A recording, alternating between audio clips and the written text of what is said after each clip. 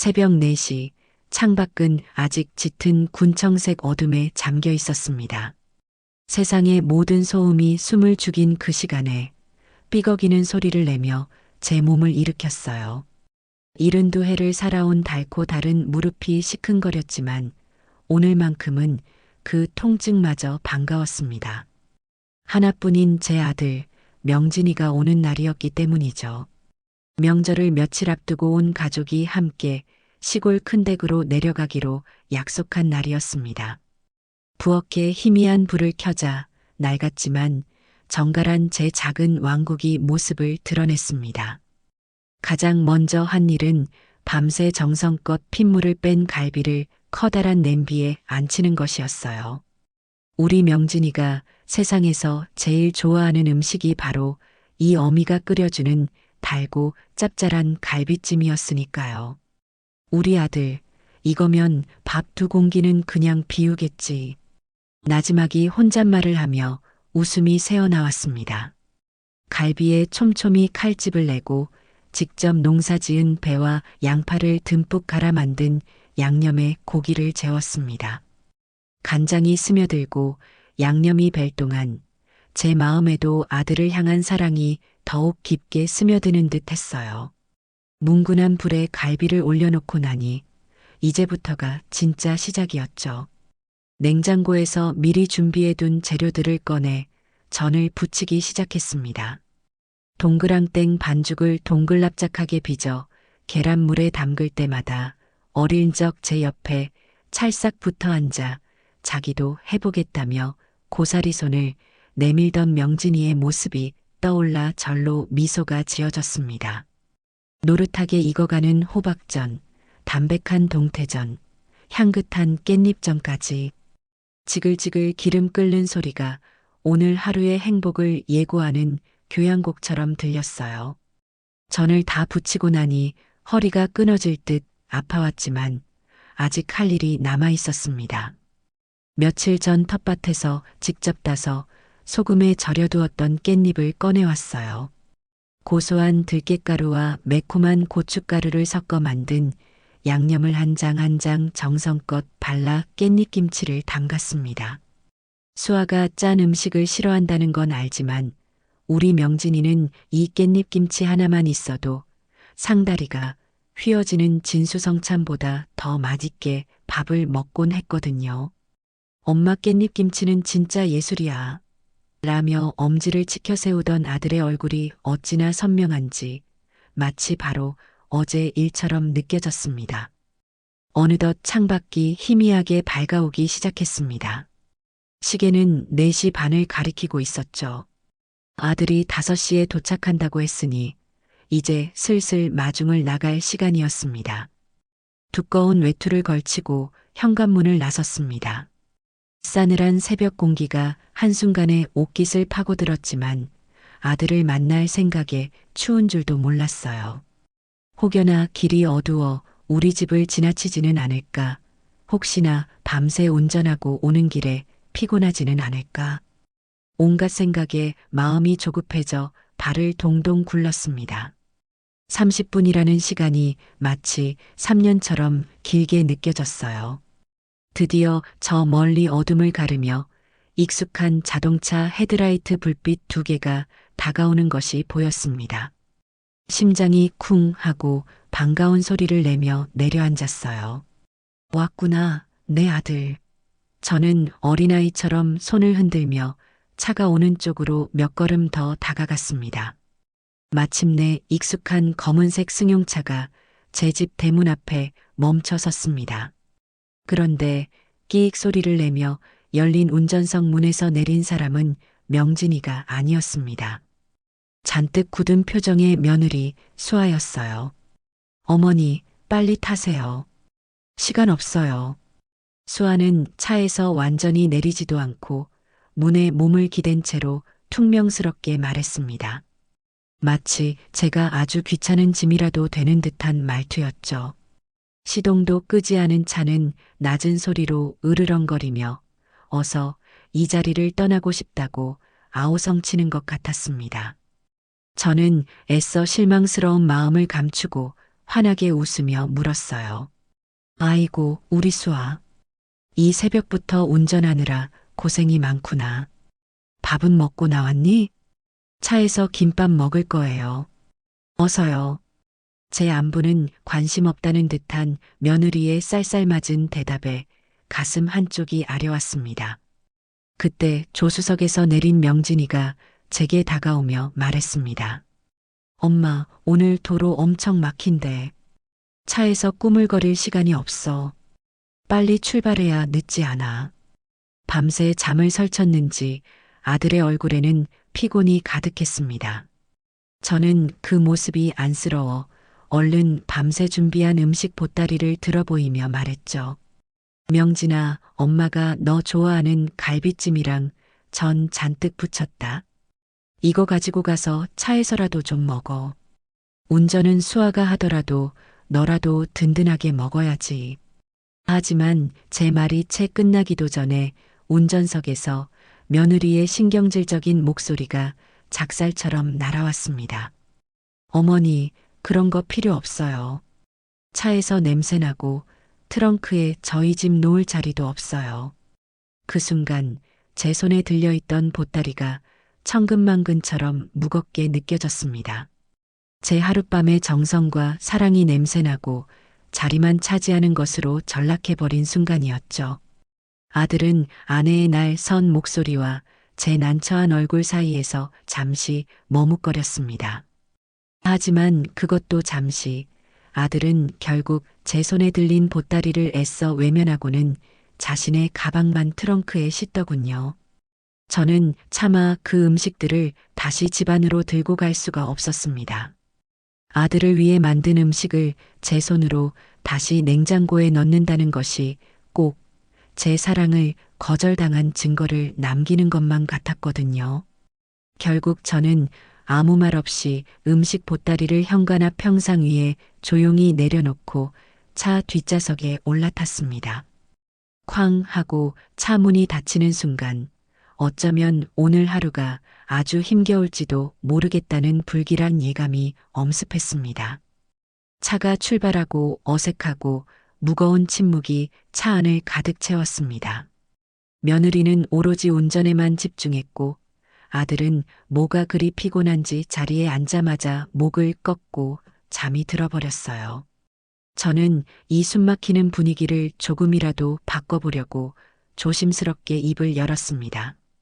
고속도로로 들어서면 거기 왜 그 천안 지나서 유명한 호두과자 파는 휴게소 있잖니. 거기 잠깐 들러서 그것 좀 사주면 안 될까? 각 구운 거라 따끈하고 맛있는데. 너희도 먹고 시골 어른들께 선물로 드려도 좋아하실 텐데. 돌아가신 영감이 살아있을 때 시골에 갈 때면 꼭 들르던 곳이었습니다. 그곳에 들러 따끈한 호두과자 한 봉지를 사서 나눠 먹는 것이 우리 부부의 작은 행복이었죠. 그 추억을 아들 내외와도 나누고 싶었을 뿐입니다. 하지만 제 작은 소망은 며느리의 한마디에 산산조각이 났습니다. 시간 아깝게 그런데 왜서요? 말씀드렸잖아요. 오늘 휴게소는 절대 안 들른다고요. 무조건 논스톱으로 갈 거예요. 백미러를 통해 저를 쏘아보는 며느리의 눈빛은 어찌나 차갑고 단호한지 마치 제가 아주 큰 잘못이라도 저지른 사람처럼 느껴졌습니다. 저는 혹시나 하는 마음에 자고 있는 아들을 조심스럽게 흔들었어요. 명진아, 명진아. 엄마가 저기 호두과자 좀. 하지만 아들은 잠결에 제 말을 들었는지 귀찮다는 듯 인상을 찌푸리며 돌아 누워버렸습니다. 그리곤 이렇게 말하더군요. 아, 엄마. 수아가 운전하느라 피곤해. 좀 조용히 좀 가자. 그 말을 끝으로 아들은 아예 이어폰을 양쪽 귀에 꽂아버리고는 세상과 담을 쌓았습니다. 저는 그 순간 깨달았어요. 이 차 안에서, 아니 어쩌면 이 세상에서 내 편은 아무도 없다는 것을요. 칠흑 같은 어둠을 뚫고 시속 100km로 달리는 차 안에서 저는 망망대해에 홀로 떠 있는 외로운 섬이 된 기분이었습니다. 앞으로 펼쳐질 지옥 같은 4시간의 서막이 그렇게 올랐습니다. 차가 어느 정도 달리자 비로소 세상은 진짜 속도를 내기 시작했습니다. 창밖으로는 익숙했던 동네의 풍경이 순식간에 사라지고 끝없이 이어진 회색 아스팔트와 무표정한 가드레일, 그리고 약속이라도 한 듯 모두 같은 방향으로 달려가는 차들의 행렬만이 펼쳐졌습니다. 그 단조로운 풍경 속에서 저는 완벽하게 고립되었습니다. 조수석에 앉은 아들 명진이는 차가 출발한 지 10분도 채 되지 않아 깊은 잠에 빠져들었습니다. 고개를 옆으로 꺾은 채 간간히 옅은 숨소리만 내뱉는 아들의 얼굴을 보니 만감이 교차했습니다. 어릴 적에는 그토록 제 품에 파고들며 잠들던 아이였는데 어느새 저렇게 제게 등을 돌리고 자신만의 세상에 갇혀버린 어른이 되었는지, 운전대를 잡은 며느리 수아는 마치 서킷을 질주하는 경주자처럼 보였습니다. 좁은 미간과 굳게 담은 입술, 날카로운 눈빛으로 앞차의 꽁무니를 바짝 쫓으며 조금의 틈도 허용하지 않겠다는 듯 달리고 또 달렸습니다. 그 아이에게 운전은 목적지로 향하는 과정이 아니라 1분 1초를 다투어 이겨내야만 하는 전쟁과도 같아 보였어요. 그렇게 1시간이 흘렀을까요? 아침에 마신 따뜻한 물 2잔이 제 몸 안에서 서서히 존재감을 드러내기 시작했습니다. 처음에는 그저 이제 슬슬 신호가 오는구나 정도의 가벼운 느낌이었어요. 나이가 70을 넘으면 몸의 모든 기관이 예전 같지 않다는 것쯤은 저도 잘 알고 있었기에 대수롭지 않게 넘기려 했습니다. 조금만 참으면 휴게소가 나오겠지. 스스로를 다독이며 애써 창밖으로 시선을 돌렸습니다. 그때 마침 기다렸다는 듯이 만남의 광장 휴게소 OKM라는 반가운 초록색 표지판이 눈에 들어왔습니다. 어찌나 반갑던지 사막에서 오아시스를 발견한 기분이 이런 걸까 싶었습니다. 이제 저 표지판만 지나면 이 지긋지긋한 생리현상에서 해방될 수 있다는 안도감이 들었죠. 저는 며느리의 신경을 거스르지 않기 위해 최대한 부드럽고 미안한 목소리로 조심스럽게 입을 열었습니다. 수아야, 저기 앞에 바로 휴게소 나온다는데 미안하지만 잠깐만 들렀다 가면 안 되겠니? 내가 화장실이 좀 급해서. 제 말이 끝나자마자 백미러를 통해 저와 눈이 마주친 며느리의 표정이 순간적으로 싸늘하게 굳어지는 것을 보았습니다. 그 아이의 눈빛은 마치 어떻게 나한테 그런 귀찮은 부탁을 할 수 있느냐고 질책하는 것만 같았어요. 짧은 침묵 끝에 돌아온 대답은 제 기대를 여지없이 박살냈습니다. 어머니, 아직 출발한 지 1시간밖에 안 됐는데요. 뭘 벌써부터 그러세요? 조금 참으세요. 참으세요. 그 말은 부탁이나 권유가 아니었습니다. 차갑고 단호한 어조, 일말의 감정도 섞이지 않은 그 말은 제 모든 상황을 묵살해버리는 일방적인 명령이었죠. 저는 더 이상 아무 말도 할 수 없었습니다. 혹시나 하는 마음에 옆자리의 아들을 쳐다보았지만 아들은 여전히 세상 모르고 잠들어 있었습니다. 아니, 어쩌면 그 모든 대화를 들었음에도 불구하고 자는 척으로 일관하고 있는 것인지도 몰랐어요. 명진이는 예전부터 그랬습니다. 자신에게 불리하거나 귀찮은 상황이 닥치면 침묵하거나 잠들어 버리는 것으로 현실을 도피하곤 했었죠. 결국 이 갑갑한 쇠상자 안에서 제 말을 들어줄 사람은 아무도 없었습니다. 저는 그저 마른 입술을 깨물며 저 멀리 스쳐 지나가는 휴게소의 불빛을 원망스럽게 바라볼 수밖에 없었습니다.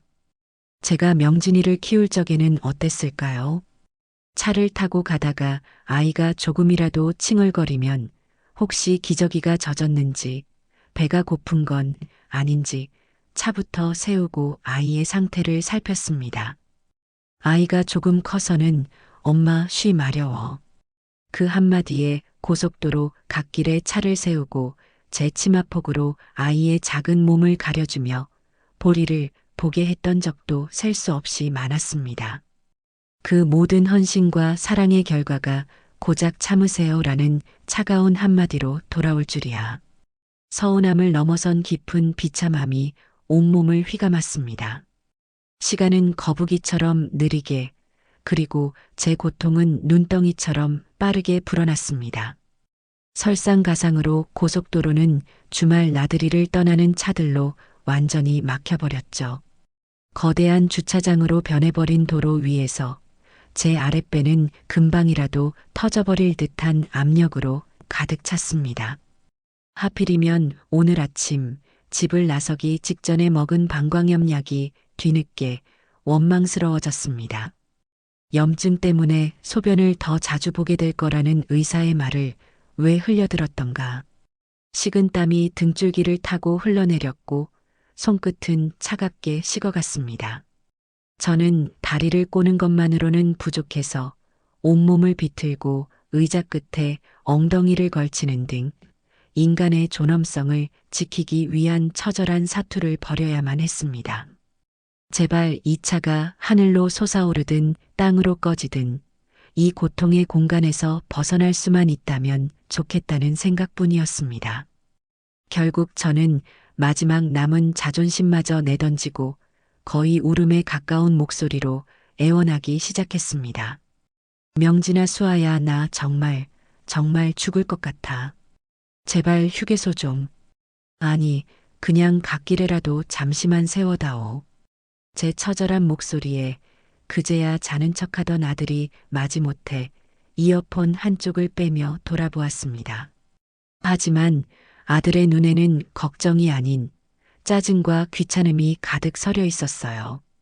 아, 엄마 또 왜 그래? 운전하는 사람 신경 쓰이게 자꾸.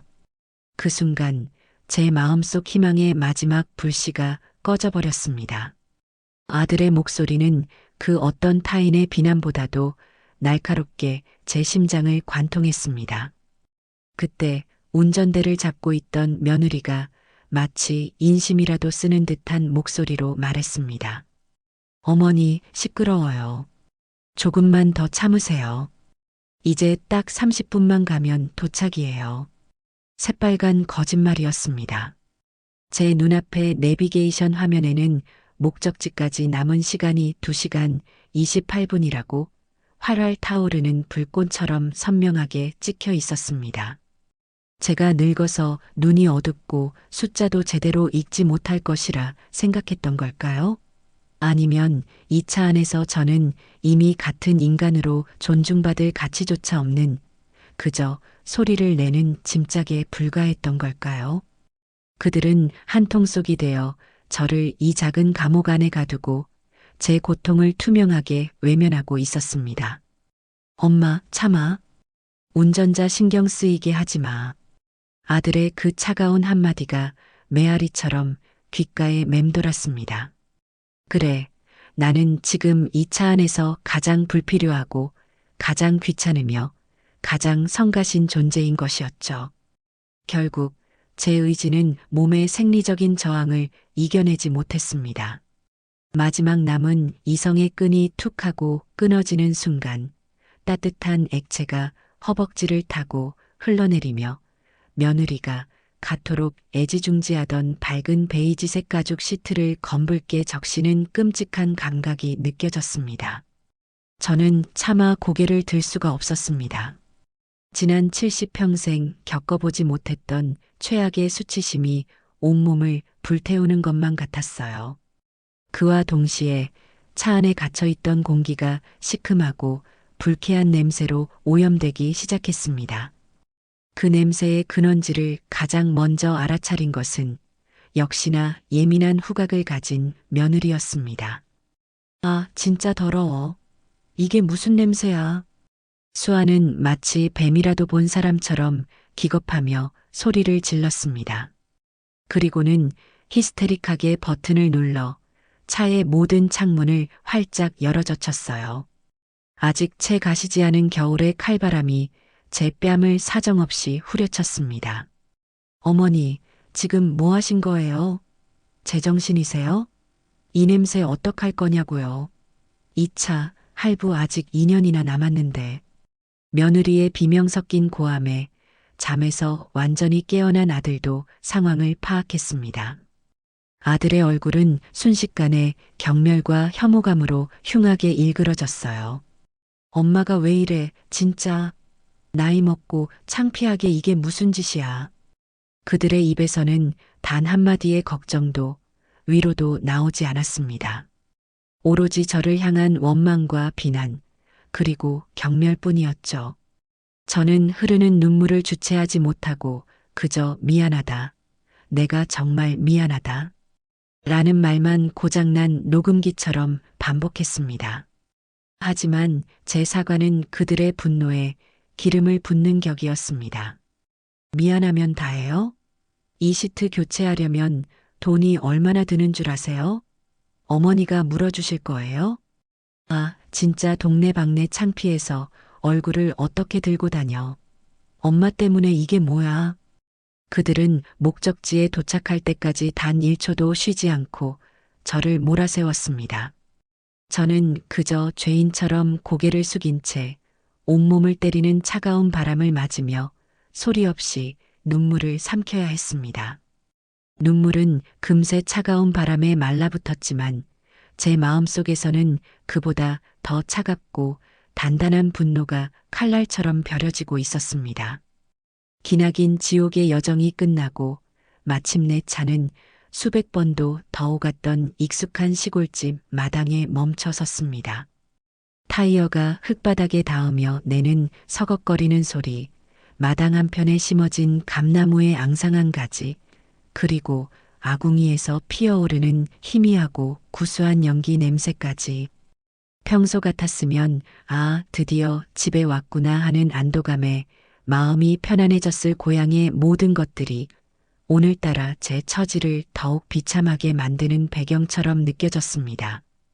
차가 완전히 멈추자마자 며느리는 마치 오물이 가득한 곳에서 탈출이라도 하듯 서둘러 차 문을 열고 뛰어내렸습니다. 그리고는 마당에 나와 있던 가족들과 동네 사람들을 향해 마치 큰 사건이라도 고발하는 사람처럼 온 동네가 떠나가라 소리쳤어요. 동서, 어서 이리 좀 와봐요. 큰일 났어요. 시어머니가 차에서 글쎄 그거를 하셔가지고 냄새가 진동을 해요. 차 청소 좀 같이 도와줘요. 그 순간 마당에 옹기종기 모여있던 모든 사람들의 시선이 일제히 제가 타고 있는 차를 향했습니다. 명절을 앞두고 미리 와서 음식 준비를 돕고 있던 동서와 동네 아주머니들, 큰아버지 댁 식구들, 가리고 마당에서 신나게 뛰어놀던 제 손주들까지 수십 개의 눈이 마치 날카로운 송곳처럼 날아와 제 심장을 후벼 파는 것만 같았습니다. 저는 차마 차에서 내릴 수가 없었어요. 엉망이 되어버린 옷차림과 차 안에 진동하는 끔찍한 냄새, 그리고 온몸을 죄어오는 지독한 수치심에 몸이 천근만간처럼 무거워져 돌처럼 굳어버렸습니다. 아들 명진이는 그런 저를 부축하기는커녕 저와는 최대한 멀리 떨어진 곳에 서서 잔뜩 인상을 쓴 채로 말했습니다. 아, 진짜 엄마 때문에 쪽팔려서 죽겠네. 빨리 안 내리고 뭐해요? 아들의 입에서 나온 쪽팔린다는 그 한마디가 제 가슴에 박힌 모든 송곳을 더욱 깊숙이 쑤셔 넣는 것 같았습니다. 결국 저는 사람들의 수군거림과 노골적인 시선을 온몸으로 맞으며 죄인처럼 고개를 숙인 채 절뚝거리듯 차에서 내렸습니다. 아무도 제게 다가와 괜찮으세요, 어르신? 이라고 물어주는 이가 없었어요. 그들은 마치 길에서 더러운 것이라도 본 것처럼 저를 멀찌감치 피하며 자기들끼리 소곤거렸습니다. 저는 평생을 살며 내 집처럼 드나들었던 고향 땅에서 가장 가깝고 익숙하다고 믿었던 사람들 앞에서 철저하게 외면당한 이방인이 되어버렸습니다. 굴욕은 거기서 끝나지 않았습니다.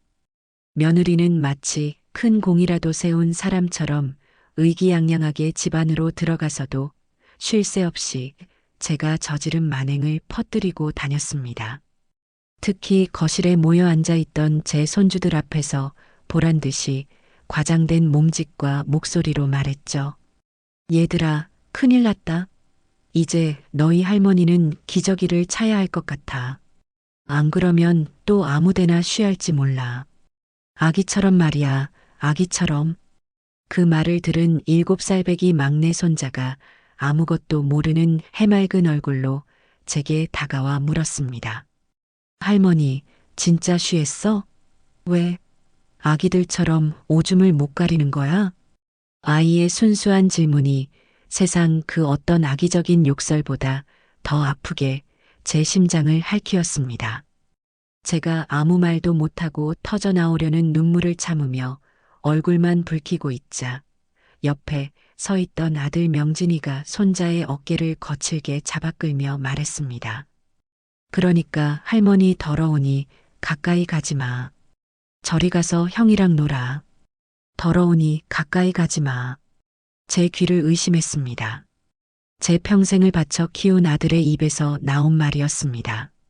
냄새나고 더러운 늙은이이니 사랑스러운 손주들이 가까이 가서는 안 된다는 말이었습니다. 저는 그 자리에 더 이상 서 있을 수가 없었습니다. 심장이 갈기갈기 찢겨나가는 고통이란 게 이런 것이구나 뼈저리게 느꼈습니다. 저는 도망치듯 제 방으로 들어와 문을 걸어 잠갔습니다. 낡은 벽에 등을 기댄 채 그대로 주저앉자 그제야 억지로 참아왔던 눈물이 봇물 터지듯 쏟아져 내렸습니다. 어린아이처럼 목 놓아 울었습니다. 서러움과 분노, 그리고 믿었던 아들에 대한 처절한 배신감에 온몸이 사시나무처럼 떨려왔어요. 남편을 일찍 여의고 홀로 명진이 하나만 바라보며 살아온 지난 세월이 영화 필름처럼 스쳐 지나갔습니다. 남들처럼 좋은 옷, 좋은 음식은 못해줘도 엇나가지 않고 반듯한 사람으로 키우기 위해 제 젊음과 인생을 모두 바쳤습니다. 그런데 그 결과가 고작 이것이라니. 장성에서 번듯한 가정을 이룬 내 아들이 늙고 병든 이 어미를 더러운 것 취급하며 손주들 앞에서 공개적으로 망신을 주었습니다. 한참을 그렇게 울었을까요? 더 이상 흘릴 눈물조차 남아있지 않을 때쯤 저는 문득 고개를 들었습니다. 벽에 걸린 손때 묻은 낡은 거울 속에 눈물과 콧물로 엉망이 된 늙고 초라한 여자의 얼굴이 보였습니다. 저는 그 얼굴을 멍하니 바라보았습니다. 70평생 가난하게 살아도 단 한 번도 비굴하게 살지는 않았습니다. 힘들어도 허리를 꼿꼿이 펴고 당당함을 잃지 않으려 평생을 애썼습니다. 그런데 지금 거울 속에 저는 인간으로서의 최소한의 존엄성마저 잃어버린 채 구석진 방에 숨어 처량하게 울고만 있었습니다. 바로 그 순간이었습니다. 제 마음속에서 무언가 단단한 것이 툭 하고 끊어지는 소리가 들렸어요. 눈물은 멎었고 대신 그 자리에 차가운 분노가 용암처럼 끓어오르기 시작했습니다. 그래, 72년을 살면서 이런 굴욕은 처음이야. 이런 취급을 받으려고 내가 평생을 너희에게 헌신한 게 아니야. 이제 더 이상은 이렇게 바보처럼 당하고만 있지는 않을 거야. 저는 자리에서 벌떡 일어났습니다. 흐르는 눈물을 소매로 거칠게 닦아냈습니다. 더 이상 눈물은 나오지 않았습니다. 대신 제 눈빛은 활활 타오르는 아궁이 속 불꽃처럼 뜨겁고 이글거렸습니다. 저는 조용히 방문을 열고 거실로 나갔습니다. TV 소리와 사람들의 웃음소리로 시끄러운 거실에서 아무도 제게 신경 쓰지 않았어요. 저는 유령처럼 조용히 걸어 소파 위에 아무렇게나 던져져 있는 아들의 외투로 다가갔습니다. 그리고는 망설임 없이 외투 주머니에 손을 넣어 묵직하고 차가운 자동차 키를 찾아냈습니다.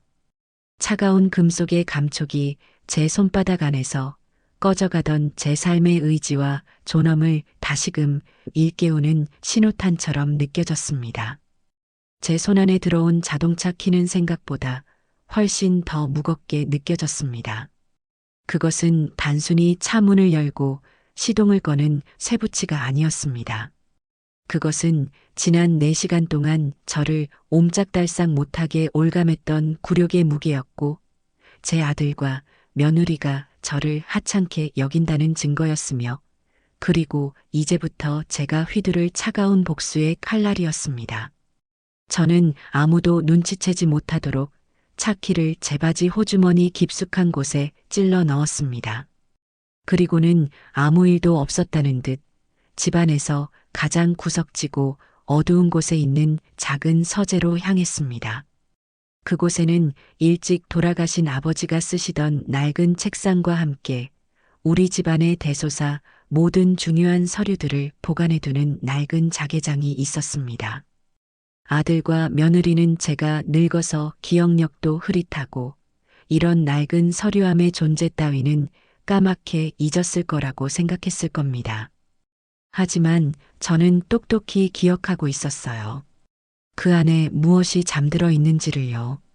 서재의 삐걱거리는 문을 닫고 나서야 저는 가쁘게 몰아쉬던 숨을 겨우 고를 수 있었습니다.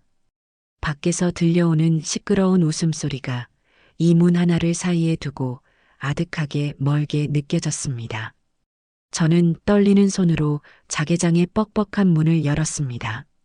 안에서는 오래된 종이와 먼지가 뒤섞인 퀴퀴한 냄새가 풍겨왔습니다. 저는 그 안을 뒤지기 시작했습니다. 낡아 빠진 토지 문서, 빛바랜 흑백 사진이 가득한 앨범, 그리고 온갖 잡동사니들. 한참을 그렇게 뒤진 끝에 마침내 제 손끝에 익숙한 감촉의 파란색 파일 하나가 잡혔습니다. 파일 겉면에는 아들의 글씨체로 박명진 중요 서류라고 쓰여 있었죠. 심장이 쿵쾅거리며 제멋대로 뛰기 시작했습니다. 저는 마른 침을 삼키며 파일을 열었습니다. 각종 공과금 영수증과 보험 서류들, 그리고 계약서 몇 장을 들추자 마침내 제가 찾던 것이 모습을 드러냈습니다. 바로 두껍고 빳빳한 종이로 된 자동차 등록증이었습니다. 저는 등록증을 꺼내 들고 창문으로 스며드는 희미한 저녁 햇살 아래로 가져갔습니다. 제 눈은 다른 곳은 보지도 않고 오직 한 곳에만 고정되었습니다. 소유자 성명이라고 적힌 칸이었죠. 그리고 그곳에 또렷하게 인쇄된 제 이름 3글자를 확인하는 순간 저는 저도 모르게 짧은 탄식을 내뱉었습니다. 순. 그래요. 며느리가 제 할부금이 2년이나 남았다고 소리쳤던 그 차는 아들이 자기 사업에 반드시 필요하다고 했던 그 차는 법적으로 완벽하게 제 이름으로 된 온전한 제 차였던 겁니다. 그 사실을 눈으로 확인하는 순간 억지로 눌러두었던 3년 전의 기억이 마치 터져버린 댐의 흙탕물처럼 제 머릿속으로 거세게 밀려왔습니다. 그날도 오늘처럼 찬 바람이 살갗을 파고들던 늦가을이었습니다. 아들 명진이가 다 죽어가는 얼굴로 저를 찾아왔더랬죠. 엄마, 나 좀 도와줘. 사업이 너무 어려워서 이번 달 어음을 못 막으면 당장 내일 부도가 날 것 같아. 라며 제 앞에 털썩 무릎을 꿇고 울더군요. 평생 남 앞에서 싫은 소리 한 번 못하고 약한 모습 보이는 걸 죽기보다 싫어하던 착하고 과묵한 아들이었습니다. 그런 아들이 다 큰 사내가 되어 제 앞에서 눈물을 뚝뚝 흘리며 사정하는데 이 세상 어느 부모가 자식의 그 처절한 모습을 외면할 수 있겠어요. 저는 그 길로 당장 농협으로 달려갔습니다.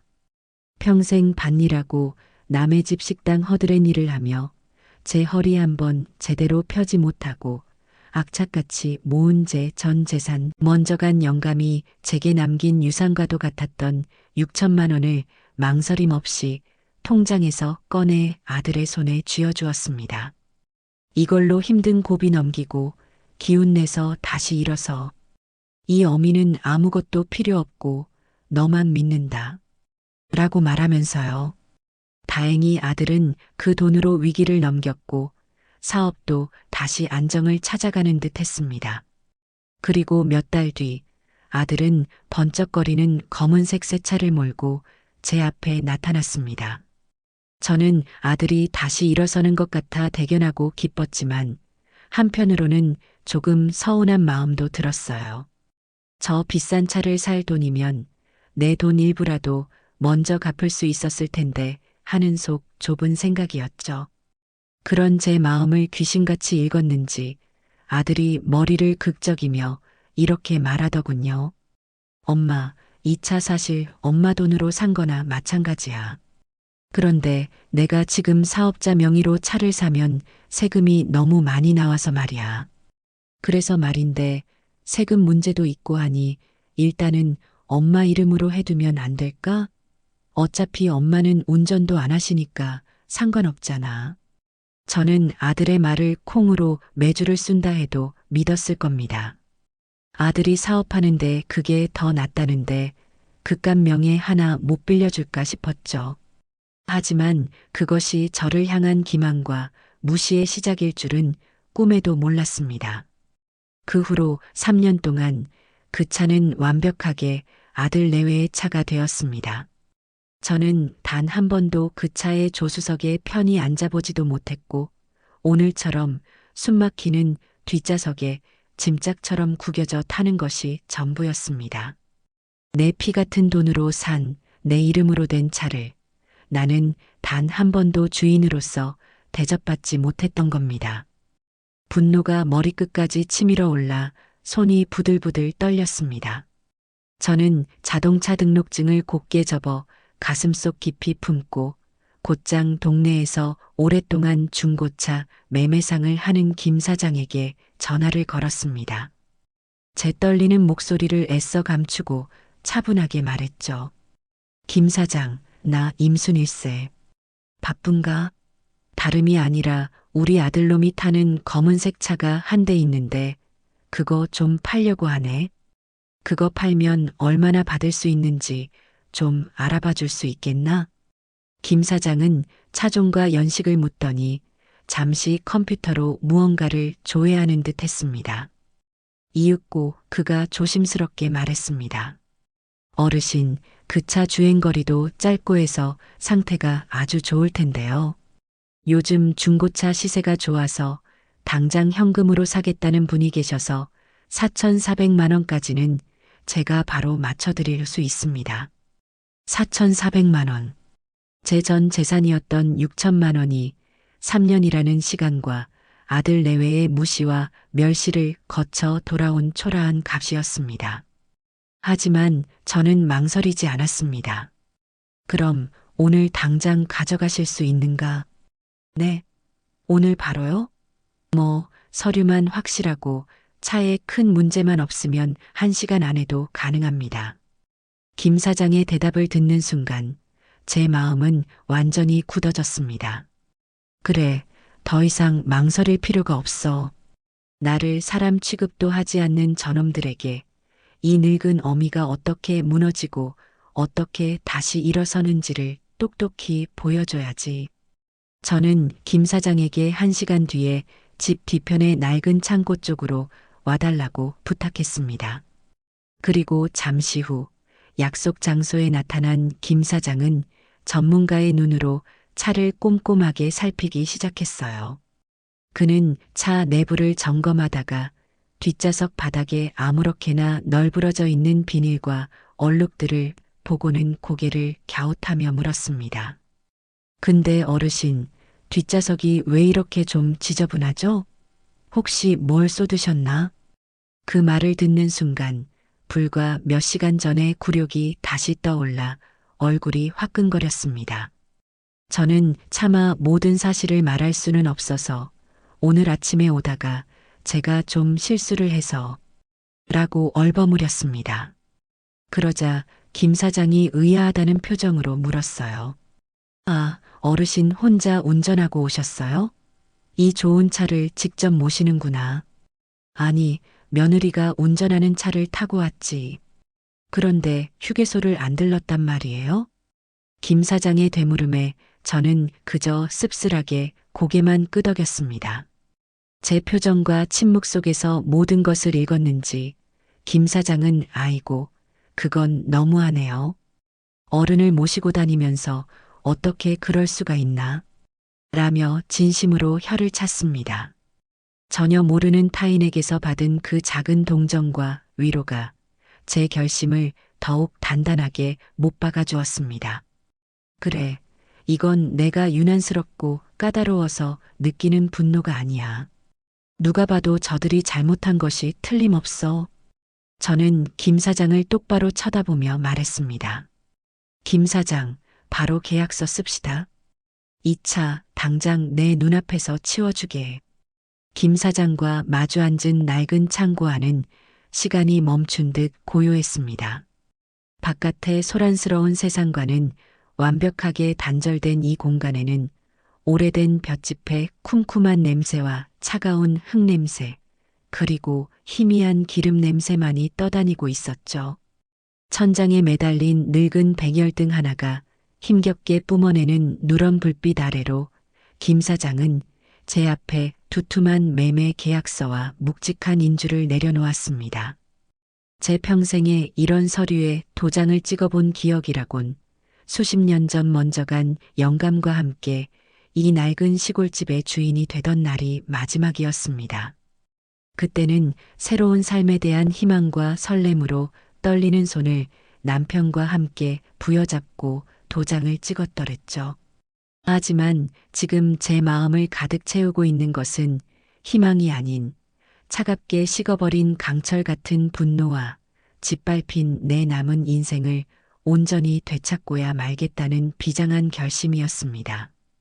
김 사장이 내민 계약서에 깨알같이 박힌 글자들이 흐릿한 눈에는 잘 들어오지 않았습니다. 하지만 단 한 곳, 매도인 서명이라고 적힌 칸 옆에 인쇄된 제 이름 석자, 이임순만은 어찌나 선명하게 보이던지요. 그래, 이것은 내 것이다. 내 젊음과 맞바꾸고 내 허리를 휘게 만들고 내 손을 거칠게 만들었던 그 모든 세월의 대가로 얻어낸 내 것이다. 저는 더 이상 망설이지 않았습니다. 제 평생의 희로애락이 담긴 달고 다른 나무 도장을 주머니에서 꺼내 들었습니다. 영감이 죽기 몇 해 전 당신 이름 석자는 당신이 지켜야지. 라며 직접 파준 도장이었죠. 붉고 진득한 인주를 꾹 눌러 찍었습니다. 그리고는 제 이름 바로 옆칸에 한치의 오차도 없이 제 모든 의지와 분노와 슬픔을 담아온 힘을 다해 내리눌렀습니다.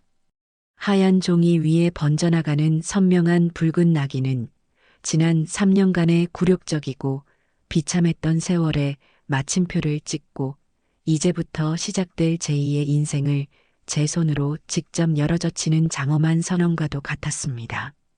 자, 여기 약속한 금액입니다. 한번 확인해 보시죠, 어르신. 계약이 성사되자 김 사장은 마치 비밀스러운 물건이라도 꺼내듯 제 앞에 묵직한 검은색 돔 가방을 열어 보였습니다. 가방 안에는 노란 고무줄로 단정하게 묶인 5만 원권 지폐 뭉치가 마치 금괴처럼 차곡차곡 쌓여 있었습니다. 자그마치 4,400만 원. 제 평생 이렇게 거대한 현금을 제 눈앞에서 마주한 것은 처음이었습니다. 저는 잠시 숨을 삼키고는 떨리는 손으로 돈뭉치를 하나씩 꺼내 세어보기 시작했습니다.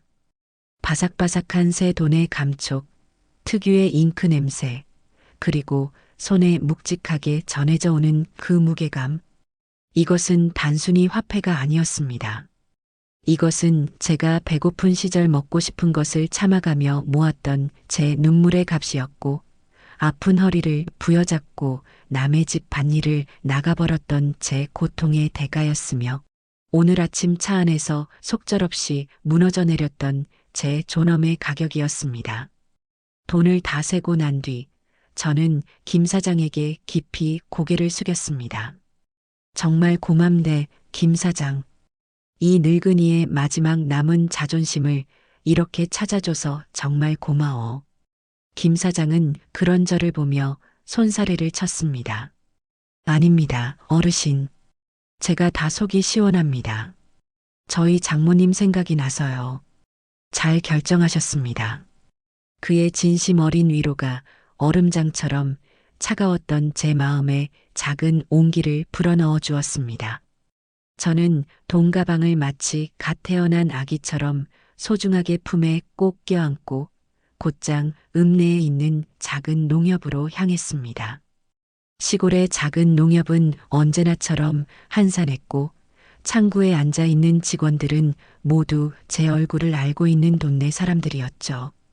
저는 그 중에서도 가장 싹싹하고 친절한 젊은 여직원 앞에 앉아 단호한 목소리로 말했습니다. 아가씨, 나 오늘부터 이 농협이랑 새로 거래 좀 트려고 하네. 아무도 모르는 오직 나만 아는 나만의 통장을 하나 만들고 싶어. 제 말 속에 담긴 복잡한 사연을 어렴풋이 짐작했는지 여직원은 아무것도 묻지 않고 조용히 서류를 내밀며 제 일을 도와주었습니다.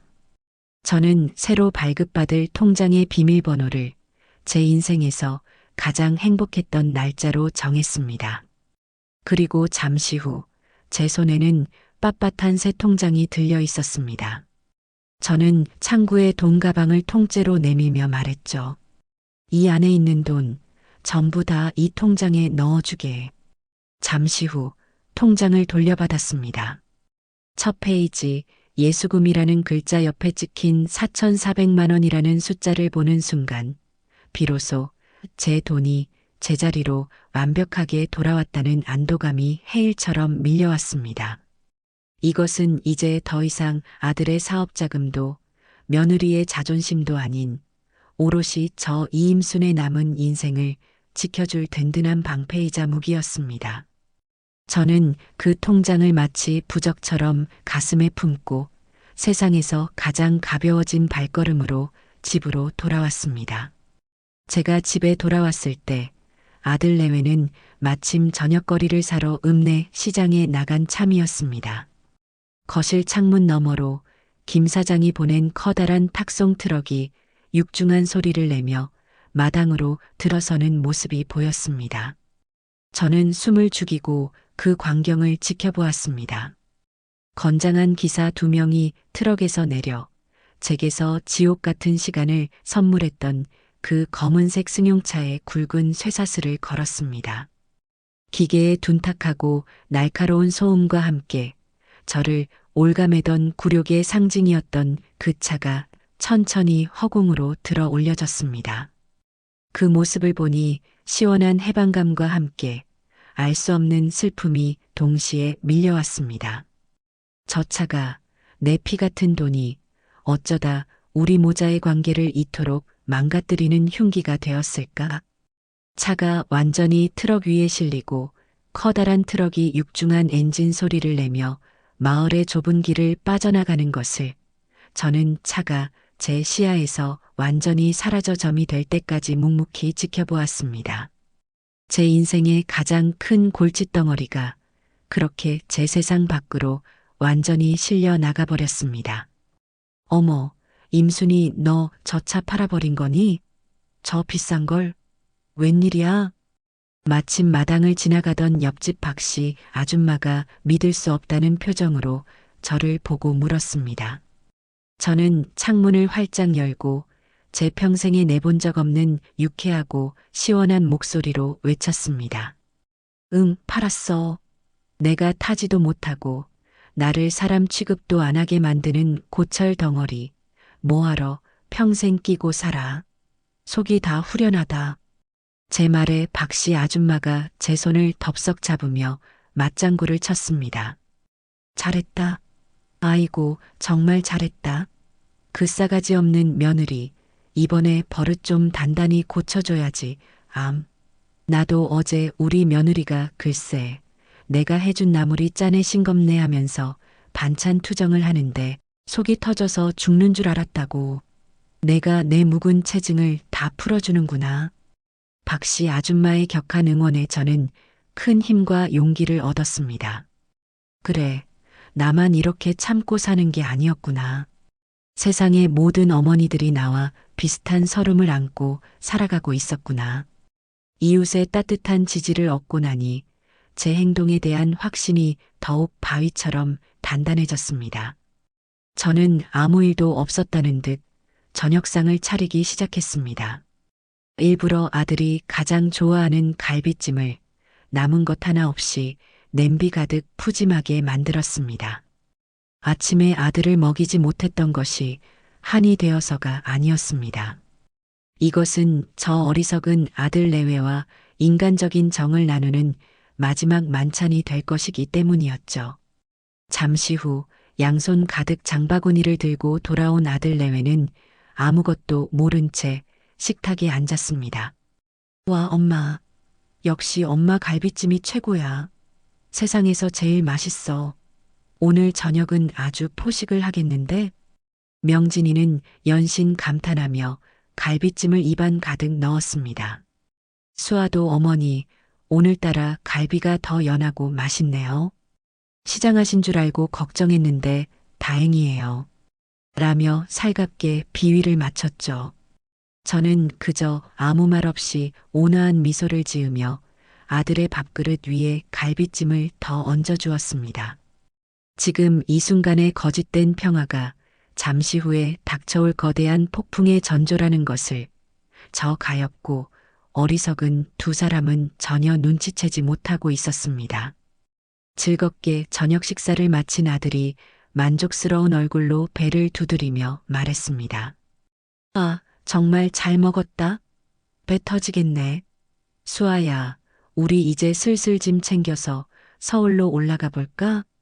그러자 며느리가 소파에 편안하게 기대앉아 턱짓으로 아들에게 당연하다는 듯이 명령했습니다. 응, 그래. 당신이 먼저 나가서 차 시동 좀 미리 켜놓고 따뜻하게 히터도 좀 빵빵하게 틀어놔. 나 오늘 운전하느라 피곤했단 말이야. 아들은 당연하다는 듯 알았어.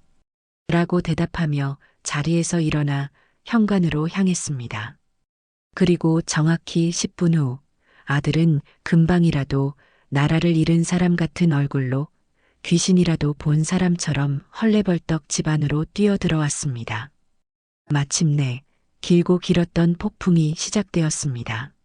엄마, 엄마, 차가 없어졌어요. 우리 차가 마당에 세워뒀던 우리 차가 없어졌다고요. 아들 명진이는 거의 비명에 가까운 울음 섞인 소리를 지르며 거실로 뛰어들어왔습니다. 말끔했던 얼굴은 땀과 공포로 하얗게 질려 있었고 떡 벌어졌던 어깨는 잔뜩 움츠러들어 사시나무처럼 떨리고 있었죠. 아마 그 순간 아들의 머릿속에는 도난이라는 두 글자 외에는 아무것도 떠오르지 않았을 겁니다. 식탁에서 느긋하게 과일을 깎고 있던 며느리 수아도 뭐라고 그게 대체 무슨 소리야? 라며 소스라치게 놀라 자리에서 벌떡 일어났습니다. 저는 그 모든 아수라장과 같은 소란 속에서 조금 전 마시던 따뜻하고 구수한 둥글레차를 한 모금 더 마셨습니다. 그리고는 찻잔을 조용히 탁자 위에 내려놓으며 마치 방금 막 라디오에서 흘러나온 동네 소식을 전하기라도 하듯 세상에서 가장 태연하고 평온한 목소리로 말했습니다. 아, 그 차 말이니? 그거 내가 팔았다. 제 나지막한 대답이 거실의 모든 공기를 순간적으로 얼려버렸습니다. 아들과 며느리는 마치 시간이 멈춘 밀랍 인형처럼 입을 떡 벌린 채로 미동도 없이 저를 쳐다보았습니다. 그들의 눈에는 내가 지금 무슨 말을 들은 거지? 하는 극도의 혼란과 불신이 가득 서려 있었죠. 가장 먼저 그 정적을 깨고 현실로 돌아온 것은 며느리였습니다. 수아의 하얗던 얼굴이 서서히 붉은색으로 그리고 다시 시퍼런 분노의 색으로 변해갔습니다. 미쳤어요, 어머니. 지금 제정신이세요? 아니, 지금 농담하시는 거죠? 남의 차를 아니, 우리 차를 왜 어머니 마음대로 팔아요? 그게 우리 전 재산이나 마찬가지인데. 며느리의 찢어지는 듯한 고함이 제 고막을 날카롭게 파고들었지만 저는 눈 하나 깜짝하지 않았습니다. 대신 품속에서 보물처럼 고이 접어두었던 자동차 등록증 사본을 꺼내 그들이 앉아있는 탁자 위로 나뭇잎처럼 팔랑 던졌습니다. 어디 한번 너희 두 눈으로 똑똑히 보려무나. 그 차가 대체 누구의 차인지. 내 이름으로 된 엄연한 내 재산을 내가 팔았는데 그게 뭐가 그렇게 문제라는 것이냐? 수아는 마치 독사라도 본 사람처럼 질겁하며 떨리는 손으로 등록증을 집어들었습니다. 소유자란에 적힌 제 이름, 이임순이라는 세 글자를 확인한 며느리의 얼굴은 이제 주체할 수 없는 분노를 넘어 깊은 절망으로 물들고 있었어요. 그때 넋을 놓고 서 있던 아들이 제 앞에 다가와 거의 울먹이는 목소리로 매달렸습니다. 엄마, 어떻게 엄마가 나한테 이럴 수가 있어. 엄마도 알잖아. 내가 그 차로 사업하는데 당장 내일부터 출퇴근은 어떻게 하고 지방에 있는 거래처는 어떻게 다니라고. 엄마, 제발 나한테 이러지 마. 아들은 제게 모성애와 동정심에 호소하려 했습니다. 하지만 저는 더 이상 아들의 눈물과 변명에 속아 넘어가는 바보 같은 어미가 아니었죠. 저는 자리에서 일어나 아들의 눈을 똑바로 마주보며 제 안에 쌓여있던 모든 울분을 터뜨리기 시작했습니다. 그렇게 너한테 목숨처럼 중요한 차였으면 처음부터 정정당당하게 내 이름으로 샀어야지. 왜 늙은 어미의 이름을 빌려서 나라에 내야 할 세금을 아끼려는 비겁한 짓을 했니? 그래놓고 지난 3년 동안 나는 그 차 한번 편하게 타본 적이 있었더냐? 항상 뒷좌석에 짐짝처럼 구겨져 탔고 심지어 오늘 아침에는 내가 옆에 뻔히 있었는데도 내 마누라가 화장실도 안 들러주는 바람에 이 늙은 몸으로 그 차가운 차 안에서 그 끔찍하고 굴욕적인 실수까지 했다. 그런데 너는, 내 아들이라는 너는 내 걱정은커녕 나한테 창피하다고 더럽다고 소리만 질렀지. 그런 파렴치한 아들이 이제 와서 내 앞에서 내 사업 핑계를 대는 것이냐? 제 입에서 그날 아침에 끔찍했던 진실이 낱낱이 폭로되자 아들은 마치 거대한 망치로 머리를 한 대 세게 얻어맞은 사람처럼 충격받은 얼굴로 뒷걸음질 치며 말문이 막혀버렸습니다. 그제야 자신이 저지른 잘못의 무게가 얼마나 무거운 것이었는지 어렴풋이나마 깨닫기 시작하는 듯 보였습니다. 하지만 철면피를 쓴 며느리는 여전히 현실을 인정하지 못하고 제게 악을 쓰며 마지막 발악을 했습니다. 그래도 그렇죠. 아무리 어머니 명의로 되어 있다고 해도 실질적으로는 저희가 타고 다닌 저희 차잖아요. 어떻게 저희한테 말 한마디, 상의 한마디 없이 이렇게 독단적으로 차를 팔 수가 있어요. 사전에 저희한테 얘기라도 하셨어야 하는 거 아니에요. 그 뻔뻔하고 이기적인 말에 저는 그만 실소를 터뜨리고 말았습니다. 저는 헛웃음을 지으며 며느리에게 한 걸음 더 다가서며 되물었습니다. 얘기, 상해, 참으로 배꼽 잡을 소리를 하는구나. 좋다, 어디 한번 들어보자. 너희는 오늘 아침 고속도로에서 휴게소에 단 한 번도 들르지 않겠다고 결정하기 전에 내게 사전에 얘기라도 했더냐? 너희는 내 사랑스러운 손주들 앞에서 이 할미에게 더러우니 가까이 가지 마라, 기저귀를 차야겠다고 모욕을 주기 전에 나와 단 한 번이라도 상의라도 했더냐? 너희가 나를 한 명의 동등한 인격체로 존중하지 않았는데 내가 대체 왜 무슨 이유로 너희의 입장을 존중하고 상의해야만 하는 것이니? 제 논리정연하고 날카로운 반박에 며느리는 더 이상 아무 말도 하지 못했습니다. 그저 분에 못 이겨 잘 익은 토마토처럼 새빨개진 얼굴로 입술만 파르르 떨고 있었죠. 저는 그 두 사람의 처참한 얼굴을 차갑게 한번 훑어본 뒤 이 길고 긴 논쟁에 종지부를 찍을 마지막 일격을 날렸습니다. 앞으로 너희가 탈 차는 너희 돈으로, 너희 이름으로 사서 타도록 해라. 나는 단지 내 피 같은 돈으로 산 내 차를 내가 주인 대접은커녕 짐짝 취급도 받지 못하고 탈 바에는 차라리 내 눈앞에서 없는 게 낫다고 판단했을 뿐이다. 이만하면 내 말 무슨 뜻인지 다 알아들었겠지. 저는 그 말을 끝으로 더 이상 그들의 불쌍한 얼굴을 마주하고 싶지 않아 제 방으로 들어와 버렸습니다. 등 뒤로 며느리의 자지러지는 울음 섞인 고함 소리와 아들의 절망적인 한숨 소리가 어지럽게 들려왔지만 저는 단 한순간도 뒤돌아보지 않았습니다. 쾅 하고 제 방문을 닫는 순간 비로소 길고 길었던 오늘 하루의 지긋지긋한 복수가 완벽하게 끝났다는 안도감이 해일처럼 몰려왔습니다. 다음 날 아침 시골집의 공기는 마치 깊은 겨울밤의 묘지를 방불케 할 만큼 무겁고 차갑게 가라앉아 있었습니다. 아들과 며느리는 밤새 한숨도 자지 못한 듯 퀭한 눈과 헝클어진 머리를 한 채로 거실 소파에 망부석처럼 앉아 있었죠. 그들은 마치 영혼이라도 빠져나간 사람들처럼 보였습니다. 저는 그런 그들을 일부러 본체만 채하고 느긋하게 부엌으로 들어가 오직 저 자신만을 위한 따뜻하고 정갈한 아침상을 차렸습니다. 보글보글 맛있게 끓인 된장찌개와 텃밭에서 갔다 온 상추, 그리고 어젯밤 미리 지어둔 고슬고슬한 쌀밥. 어젯밤에 화려하지만 가식으로 가득 찼던 저녁상과는 비교도 할 수 없을 만큼 소박한 밥상이었지만 제 인생에서 가장 달고 평화로운 아침 식사였습니다. 식사를 마치고 구수한 숭늉으로 입가심까지 한 뒤 저는 소파에 앉아 있는 아들 내외 앞에 다가가 그들의 남은 삶을 송두리째 뒤흔들어 버릴 폭탄 선언을 시작했습니다.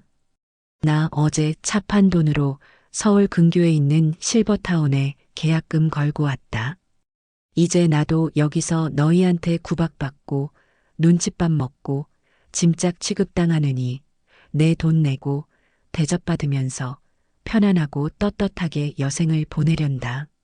제 담담한 선언에 아들 명진이가 마치 전기의 감전이라도 된 사람처럼 소스라치게 놀라며 자리에서 벌떡 일어났습니다. 엄마, 실버타운이라니요. 그게 갑자기 무슨 말씀이세요? 왜 그런 중요한 결정을 저희와 상의도 없이 엄마 마음대로 하세요? 아들의 격앙된 목소리에 저는 피식하고 웃음이 나왔습니다. 내 인생 내가 결정하는데 그게 뭐가 그렇게 문제라는 것이니? 그리고 상해, 넌 어제 내 입으로 직접 말했잖니. 엄마 때문에 쪽팔려 죽겠다고. 그래, 이제 그 쪽팔린 엄마는 너희 눈앞에서 영원히 사라져 주마. 그럼 너도 더 이상 동네 사람들 앞에서 나 때문에 쪽팔려서 고개 숙일 일은 없겠지. 잘된 일 아니냐. 제가 아들이 제 가슴에 대못처럼 박았던 말을 그대로 되돌려주자 명진이의 얼굴이 시뻘게 달아올랐다가 이내 잿빛으로 변했습니다. 자신이 무심코 뱉은 말이 얼마나 날카로운 칼이 되어 제 가슴을 후벼 팠었는지 이제야 조금은 깨닫는 모양이었죠. 저는 거기서 멈추지 않고 며느리를 향해 시선을 돌렸습니다. 그리고 앞으로는 명절에도 내 생일에도 그 어떤 날에도 나를 찾아오지 마라. 어차피 내 마누라는 이 먼 시골까지 4시간 넘게 운전하는 거 힘들어서 죽겠다며? 이제 그 힘들게 운전해야 할 차도 없으니 오고 싶어도 못 올 테고 서로에게 이보다 더 잘된 일이 어디 있겠니? 제 말에 옆에서 입을 꾹 다물고 있던 며느리가 마지막 남은 자존심이라도 지키려는 듯 비아냥거리는 투로 끼어들었습니다. 어머니 혼자 그렇게 잘나서 사시면 나중에 나이 더 드셔서 아프실 때 병원은 어떻게 다니시려고요? 저희 자식들 없으면 어떡하시려고 그러세요? 아마 저를 걱정하는 척하며 결국에는 자식인 자신들이 필요할 수밖에 없을 것이라고, 그러니 지금이라도 무릎 꿇고 사과하라고 협박하고 싶었던 모양입니다. 하지만 저는 그런 얄팍한 수에 넘어갈 만큼 어리석지 않았습니다. 저는 코웃음을 치며 받아쳤죠. 내가 왜 걱정이니? 이 다리 멀쩡하고 정신 멀쩡한데. 정 아프면 택시 타고 다니면 되지. 내가 어제 받은 돈이 얼마인 줄 아니? 자그마치 4,400만 원이야. 그 돈이면 아마 내가 이 다음에 죽어서 관 속에 들어갈 때까지 한 20년은 매일같이 택시를 타고 다녀도 충분히 남고도 남을 돈이다. 그러니 내 병원 다닐 걱정, 내 노후 걱정은 눈곱만큼도 하지 말거라. 제 구체적이고 현실적인 대답에 며느리는 더 이상 할 말을 찾지 못하고 분한 표정으로 입술만 잘근잘근 깨물었습니다. 저는 마지막으로 그들의 숨통을 완전히 끊어버리고 다시는 제 앞에서 오만한 고개를 쳐들지 못하게 만들 최후의 그리고 가장 강력한 카드를 꺼내 들었습니다. 아, 그리고 명진아. 아직 내가 잊고 있는 것이 하나 더 남았다. 3년 전 너가 사업 자금이 급하다고 내 앞에서 눈물까지 흘리며 빌려갔던 내 피 같은 돈 6천만 원. 그것도 이 어미에게 다시 돌려줘야겠다. 어제 판차값 4,400만 원이랑 합쳐서 내 노후 자금을 온전히 다시 만들어야겠어. 내가 인정상 너에게 딱 3개월의 시간을 주마. 그때까지 내 돈을 갚지 않으면 그 다음에는 변호사를 찾아가서 정식으로 법적인 조치를 취할 수밖에 없다. 내 통장 기록과 증인이 전부 있으니 재판에 가도 내가 이길 거라는 건 너도 잘 알겠지. 엄마, 어떻게 엄마가 아들한테 돈 가지고 법적으로까지 하실 수가 있어요. 아들은 이제 완전히 무너져 내렸습니다. 거의 울음을 터뜨릴 것 같은 얼굴로 저를 쳐다보았죠. 그 눈빛에는 원망과 배신감, 그리고 모든 것을 잃어버린 자의 깊은 절망이 뒤섞여 있었습니다. 저는 그런 아들을 조금의 흔들림도 없는 차가운 눈으로 똑바로 마주보며 제 인생을 건 마지막 한마디를 내뱉었습니다. 내가 먼저 네 늙은 어미를 이렇게 만들었다. 이 모든 것은 너희가 자초한 일이다. 그날 이후 아들 내외는 제가 사는 시골집에서 유령과도 같은 존재가 되었습니다. 그들은 제 방 문턱에는 얼씬도 하지 못했고 거실에서도 소파 양끝에 죄인처럼 앉아 숨소리조차 제대로 내지 못했죠.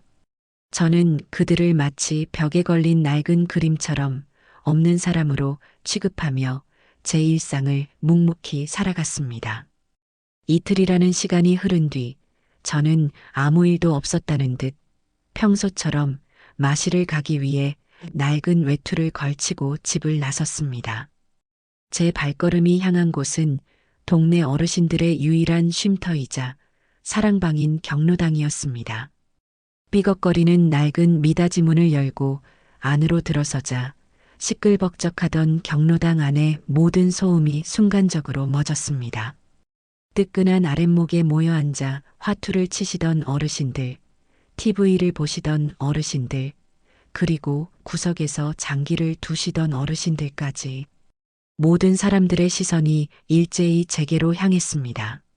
잠시 흐르던 어색하고 무거운 정적을 깬 것은 동네에서 가장 목소리가 크고 오지랖이 넓기로 유명한 박씨 아줌마였습니다. 세상에, 임순이 왔다. 주인공 오셨네, 주인공. 박씨 아줌마의 그 한마디가 기폭제가 되었습니다. 경로당은 순식간에 흥분과 환호로 가득 찬 잔치집처럼 시끄러워졌습니다. 임순이, 이리 와서 내 옆에 앉아. 아이고, 속 시원해 죽겠다. 너 어제 진짜 대단했다며? 그 버르장머리 없는 며느리. 콧대를 아주 제대로 꺾어놨다면서? 내 말이 요즘 젊은 것들은 어른 무서운 줄을 몰라. 아주 잘했어. 정말 잘했어. 사방에서 쏟아지는 폭포수 같은 칭찬과 격려에 저는 어깨가 으쓱해지고 얼굴이 화끈거렸습니다. 평생을 그림자처럼 조용히 살아온 제가 제 인생의 황혼기에 이르러 하루아침에 동네에 떠오르는 영웅이 된 것입니다. 마침 경로당에 나와 계시던 이장님께서 장기를 두시다가 말고 제 옆으로 다가와 듬직한 손으로 제 손을 덥석 잡으셨습니다. 임순이 정말 장하다 장해. 내가 어제 그 소식을 전해 듣고 얼마나 통쾌했는지 몰라. 우리 아들놈도지 마누라 말만 찰떡같이 듣고 이 늙은 애미는 나 몰라라 하는데 나도 확 그냥 우리 아들놈 명의로 된 논밭 서류 내 이름으로 다시 돌려놔 버릴까 보다. 이장님의 농담 섞인 진담에 경로당 안은 한바탕 커다란 웃음바다가 되었습니다. 저는 그 따뜻하고 정겨운 웃음소리 속에서 지난 수십 년간 제 가슴 속에 응어리져 있던 서름과 억울함이 봄날의 눈처럼 사르르 녹아내리는 것을 느꼈습니다. 저는 더 이상 혼자가 아니었습니다. 제 아픔에 깊이 공감해주고 제 용기 있는 행동을 아낌없이 칭찬해주는 든든한 이웃들이 바로 제 곁에 있었습니다. 저는 그날 경로당의 모든 어르신들께 따뜻한 믹스커피를 한 잔씩 돌리며 제 인생에서 처음으로 스포트라이트를 받는 주인공이 된 기분을 마음껏 만끽했습니다. 그 소문은 당연히 바람보다 빠르게 아들 내외의 귀에도 들어갔을 겁니다. 다음 날 쭈뼛거리며 제 방으로 들어온 아들 명진이의 얼굴은 흙빛을 넘어 거의 재앙을 맞은 사람처럼 처참했습니다. 아들은 제 앞에 차마 무릎은 꿇지 못하고 허리만 굽신거리며 거의 울 것 같은 목소리로 사정하기 시작했습니다. 엄마, 제발 이제 그만하세요. 제가 정말 잘못했어요. 동네 사람들 얼굴을 볼 수가 없어요. 너무 창피해요. 어제는 장 보러 갔다가 만나는 사람마다 저한테 손가락질을 하더라고요. 엄마, 제가 다 잘못했어요. 제발 차 다시 살 테니까 실버타운 얘기는 제발 좀 걷어주세요. 네. 이 동네에서 제가 어떻게 얼굴을 들고 살아요. 제발요, 엄마. 아들의 구차한 변명 속에는 진심 어린 반성이라고는 눈곱만큼도 찾아볼 수 없었습니다. 오직 동네 사람들의 따가운 시선과 자신을 향한 경멸적인 수군거림이 두려워 이 상황을 모면하기 위해 제게 꼬리를 내리고 있었던 것이죠. 저는 그런 아들을 감정 없는 눈으로 차갑게 내려다보며 말했습니다. 이제 와서 창피한 건 아는 모양이구나. 좋다. 그럼 나도 너에게 한번 물어보자. 내가 내 사랑스러운 손주들 앞에서 이 늙은 어미에게 더럽다고 말하며 가까이 오지도 못하게 했을 때 나는 창피하지 않았을 것 같으냐? 내 마누라가 온 동네 사람들이 다 듣는 마당에서 내가 차에서 실수했다고 떠들고 다녔을 때 나는 부끄럽지 않았을 것 같으냐? 나는 지난 며칠간 사람이 느낄 수 있는 가장 밑바닥의 굴욕과 치욕을 지옥의 불구덩이를 맨발로 직접 걸어 나온 기분이었다. 그런데 너는 고작 내 체면, 내 평판, 동네 사람들의 시선이 두려워 내게 용서를 구하는 것이냐? 늦었다. 이미 내 마음속에서 너는 더 이상 내 아들이 아니다. 너희가 나를 한 인간 이하의 존재로 취급했을 때 너와 나 사이의 천류는 이미 그때 끊어진 것이다. 제 단호하고 냉정한 거절에 아들은 완전히 절망적인 표정으로 아무 말도 하지 못했습니다. 그때 마침 제 집에 물을 얻으러 마시를 왔던 옆집 김씨 아주머니가 거실에서 이 광경을 보고는 마치 자기 일인 양 혀를 차며 소리쳤습니다. 아이고, 명진이 아니냐? 너 이놈의 자식, 아직도 내 어미 속을 썩이고 있는 게냐? 이건 누가 봐도 100번, 1000번 내 놈이 잘못한 거야. 내 어머니가 오죽했으면 평생을 애지중지 금지옥엽으로 키운 너한테 등을 돌리셨겠니? 어서 내 마누라 데리고 와서 이 마당에 무릎 꿇고 싹싹 빌어도 모자랄 판에 지금 내 체면이 중요해? 이놈의 자식이 아주 혼이 나야 정신을 차리지. 동네 어른의 불호령가도 같은 따끔한 일침에 아들은 고개도 제대로 들지 못하고 부끄러움에 얼굴만 붉힌 채 뒷걸음질 쳐 제 방을 나갔습니다. 한편 며느리 수아는 저와는 다른 방식으로 이 위기를 타개해 보려 했던 모양입니다. 자신의 세련된 언변과 논리라면 무식한 시골 아줌마들쯤은 쉽게 설득하여 자기 편으로 만들 수 있을 것이라 생각했던 것이죠. 그녀는 동네 안악들이 모여 있는 빨래터에 나타나 눈물을 글썽이며 자기는 아무 잘못이 없는데 시어머니가 늙어서 치매기가 있는지 갑자기 노망이 들어 말도 안 되는 억지를 부리는 것이라며 제 흉을 보고 동정심을 유발하려 했습니다. 하지만 결과는 그녀의 예상과는 정반대로 처참하기 그지없었습니다. 오히려 동네 아줌마들의 거센 분노와 호된 질책만 받았다고 합니다. 아니, 이보세요, 서울세댁. 지금 누구 들으라고 하는 소리예요? 우리가 바보인 줄 알아요? 임순이 언니가 얼마나 곱고 착한 사람인데 그 언니한테 노망이라니 말이 너무 심한 거 아니에요. 맞아요. 아무리 그래도 그렇지 어떻게 운전하는 며느리가 무서워서 화장실 가고 싶다는 말도 못하고 어른을 4시간 동안이나 차에 가둬놓고 그런 끔찍한 일을 당하게 할 수가 있어요? 그건 사람이 할 짓이 아니지. 어디서 감히 피해자인 척 연기를 하고 있어. 당신이 100번, 1000번 잘못한 가해자지. 누가 피해자야? 다시 한번 우리 임순이 언니한테 그따위로 말했다가는 아주 가만 안 둘 줄 알아요. 자신의 편을 들어줄 것이라 굳게 믿었던 동네 아줌마들에게서조차 상상 이상의 역풍을 맞은 며느리는 얼굴이 새빨개져서 그 자리에서 도망치듯 주랭랑을 쳤다고 합니다. 이 작은 시골 마을에서 아들 내외는 완벽하게 그리고 철저하게 고립되었습니다.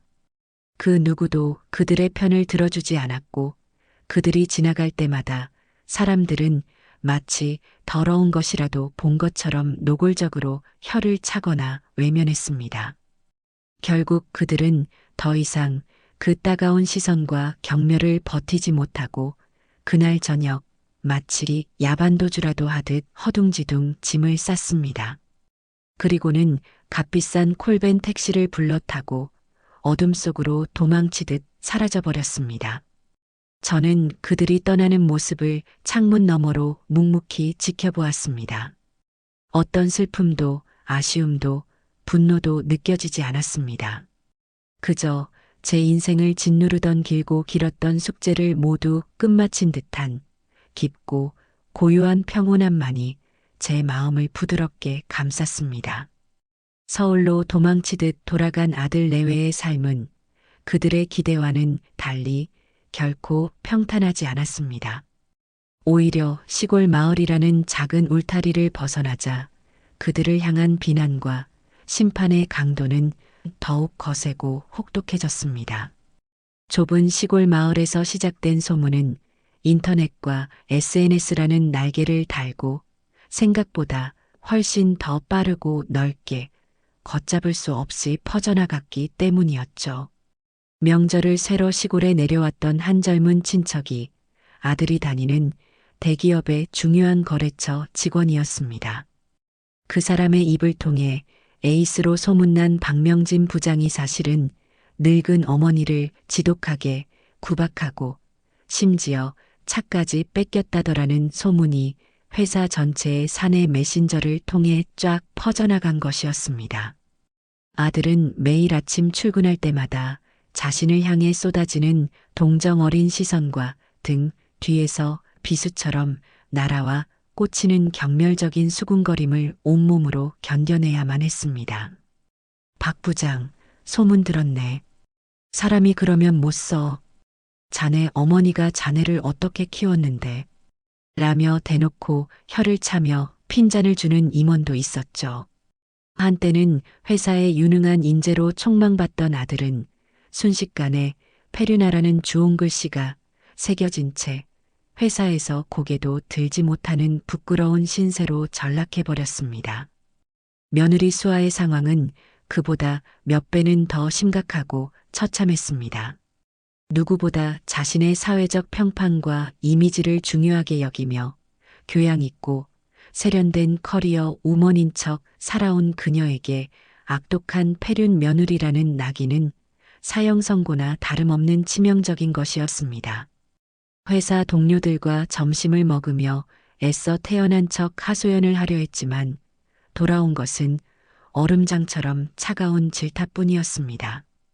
수아 씨, 그건 좀 심했어. 아무리 그래도 어떻게 시어머니한테 그랬어? 그건 100번 1000번 수아 씨가 잘못한 거야. 변명의 여지가 없어. 맞아. 우리 시어머니가 만약에 나한테 그랬다고 상상만 해도 난 정말 눈 돌아갔을 것 같아.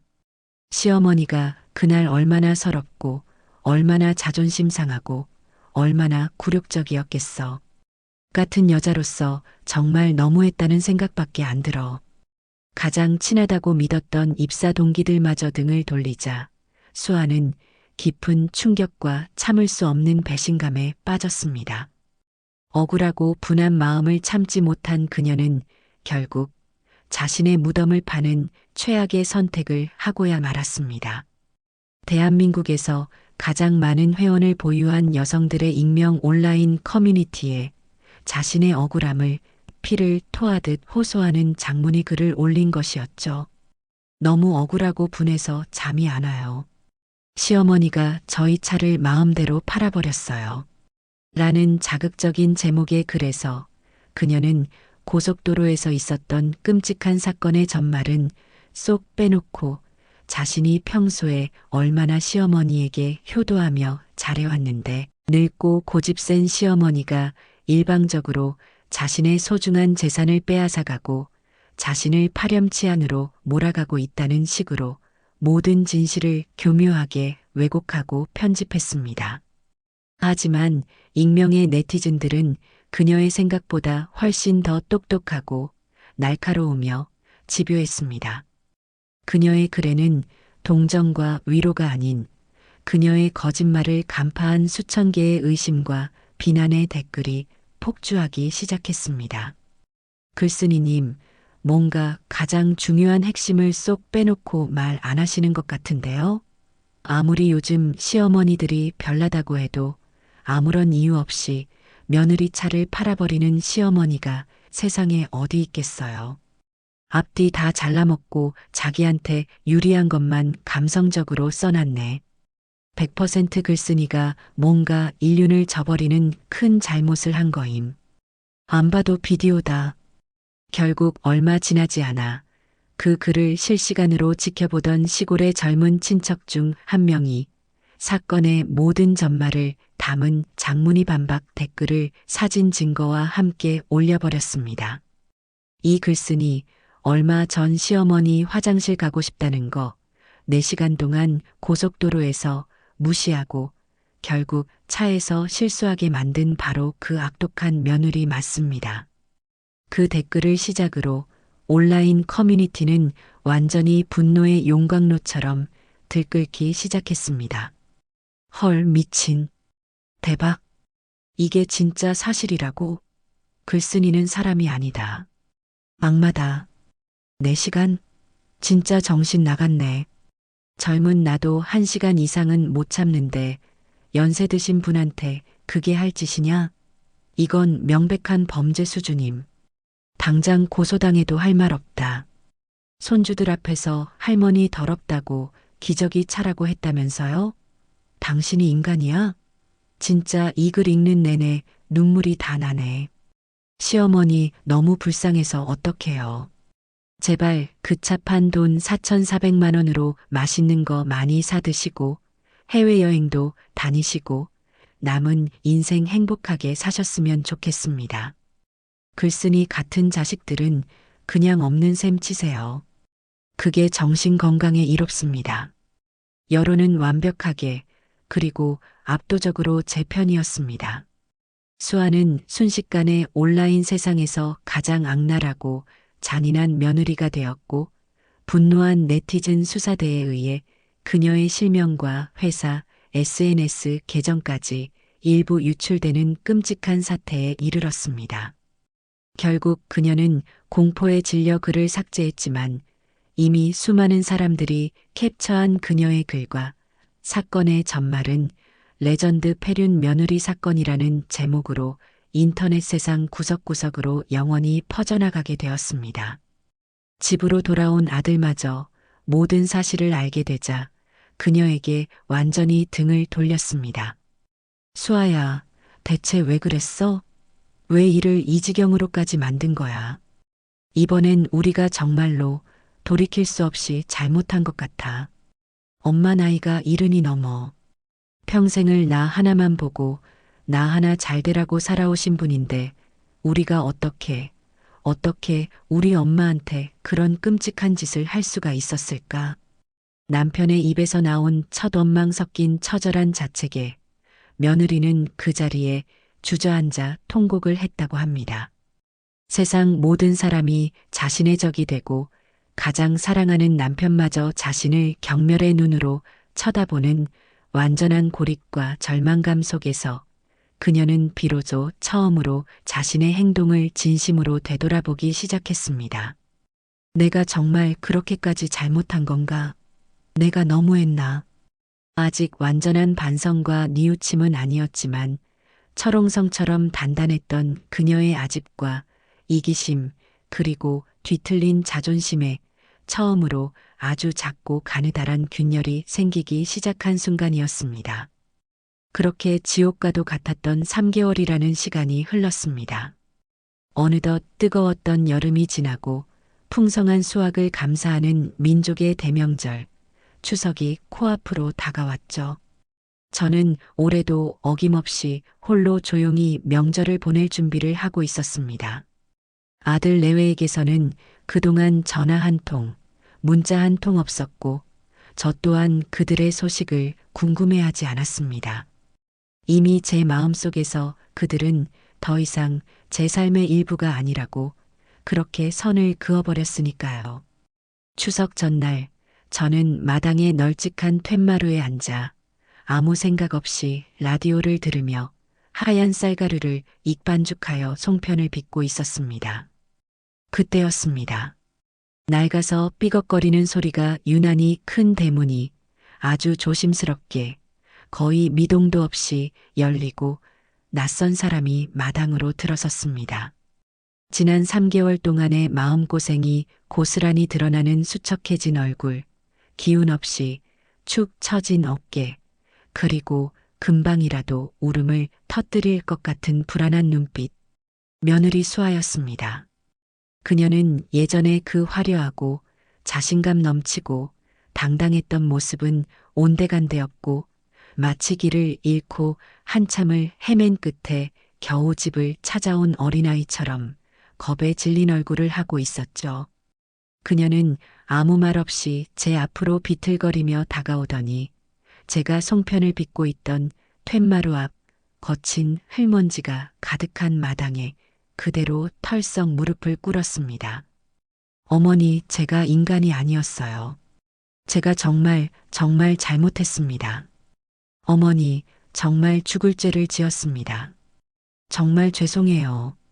며느리는 고개를 들지 못한 채 땅바닥에 이마를 박고 어린아이처럼 엉엉 소리 내어 울었습니다.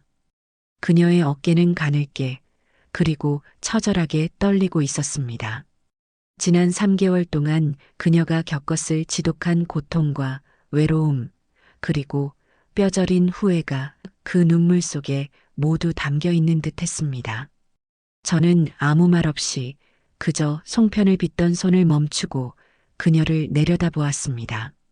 제 마음속에서는 지난 세월 동안 쌓아왔던 미움과 연민, 주체할 수 없는 분노와 그럼에도 불구하고 남아있는 슬픔이 거대한 소용돌이가 되어 폭풍처럼 휘몰아쳤습니다. 한참을 그렇게 땅바닥에 엎드려 울던 그녀가 거의 기어가는 듯한 목소리로 떨리는 말을 이어갔습니다. 어머니께서 그날 차 안에서 겪으셨을 끔찍한 고통과 굴욕감을 어리석은 저는 상상조차 하지 못했습니다. 제 과거의 상처가 너무 아프다는 이기적인 핑계로 어머니의 살려달라는 애원을 외면했습니다. 어머니, 저를 용서하지 마세요. 저는 용서받을 자격도 없는 사람입니다. 정말 죄송합니다. 그녀의 입에서 나온 진심 어린 사죄에 제 마음을 강철처럼 굳게 닫고 있던 마지막 빗장이 마침내 천천히 풀리기 시작했습니다. 저는 자리에서 일어나 며느리에게 다가가 그녀의 차가운 어깨를 잡고 일으켜 세웠습니다. 나도 그날 너에게 너무 모질게 굴어서 너희에게 너무 큰 상처를 주어서 미안하구나. 하지만 그날은 정말이지 이 늙은 어미가 평생을 살아오면서 단 한 번도 겪어보지 못했던 인간 이하의 취급을 받은 기분이었단다. 내 자존심이, 내 영혼이 갈기갈기 찢겨나가 먼지가 되어 사라지는 것만 같았어. 제 말에 며느리는 더욱더 서럽게 울었습니다. 그때 대문 뒤에 숨어 차마 들어오지 못하고 서성이고 있던 아들 명진이가 조용히 마당으로 들어왔습니다. 아들 역시 그동안 마음고생이 얼마나 심했는지 얼굴이 반쪽이 되어 있었죠. 아들도 제 앞에 다가와 며느리의 옆에 나란히 서서 깊이 고개를 숙였습니다. 엄마, 제가 아들로서 그리고 한 집안의 가장으로서 모든 것을 잘못했습니다. 엄마의 아픔을 외면하고 제 아내의 끔찍한 잘못을 바로잡지 못한 이 못난 아들을 부디 용서해 주세요. 엄마, 정말 죄송합니다. 저는 제 앞에 나란히 서서 고개를 숙이고 있는 두 사람을 번갈아 쳐다보았습니다. 그들의 눈에는 더 이상 거짓이나 변명, 혹은 얕은 수가 아닌 진정한 반성의 투명한 빛이 담겨 있었습니다. 저는 조용히 방으로 들어가 서랍 깊숙한 곳에 넣어두었던 서류 하나를 꺼내왔습니다. 사실 너희가 떠나고 일주일 뒤에 실버타운 예약은 바로 취소했다. 너희가 괘씸하고 밉기도 했지만 그래도 내 인생의 마지막을 너희와 완전히 등지고 싶지는 않았단다. 하지만 이것 하나만은 약속해다오. 다시는 너희가 나에게, 아니 그 어떤 약한 사람에게도 오늘과 같은 무례와 오만을 범해서는 안 된다. 똑똑히 알겠느냐? 제 말에 아들과 며느리는 마치 구원이라도 받은 사람처럼 감격한 얼굴로 연신 고개를 끄덕였습니다. 엄마, 걱정 마세요. 제가 당장 내일 엄마 전용으로 세상에서 가장 편하고 안전한 새 차를 사드릴게요. 이번엔 진짜 엄마 차예요. 어머니, 제가 앞으로 운전대를 잡을 때마다 그날 고속도로에서의 일을 평생 기억하겠습니다. 휴게소는 어머니께서 원하시는 곳이라면 어디든지 전부 다 들를게요. 화장실도 10번이라도 20번이라도 웃으면서 모실게요. 제 모든 것을 걸고 맹세해요. 그들의 진심 어린 약속과 맹세에 저는 마침내 아주 오랜만에 희미하게나마 웃을 수 있었습니다. 일주일 후 정말로 제 낡은 시골집 마당으로 반짝이는 은색 새 차가 한 대 배달되었습니다. 아들이 약속한 제 전용 차였죠. 튀지 않고 편안하며 안전해 보이는 차였습니다. 그런데 차 번호판을 보고 저는 그만 참았던 웃음을 크게 터뜨리고 말았습니다. 번호판 아래 귀엽고 동글동글한 글씨체로 우리 엄마 임순이 차라고 새겨진 작은 팻말이 달려 있었기 때문입니다. 이제 이 차는 진짜로 엄마 차야. 엄마 가고 싶은 곳 어디든 마음대로 가. 우리가 항상 모실게. 아들이 제 손에 묵직한 자동차 스마트 키를 쥐어주었습니다. 며느리는 제 옆에서 예전과는 비교할 수 없이 따뜻하고 환한 미소로 제안했습니다. 어머니, 이번 주말에 새로 뽑은 차 타고 다 같이 강원도 온천 여행 가실래요? 제가 아주 안전하고 편안하게 운전할게요. 가는 길에 있는 휴게소마다 전부 다 들러서 맛있는 통감자랑 호두과자도 제가 다 사드릴게요.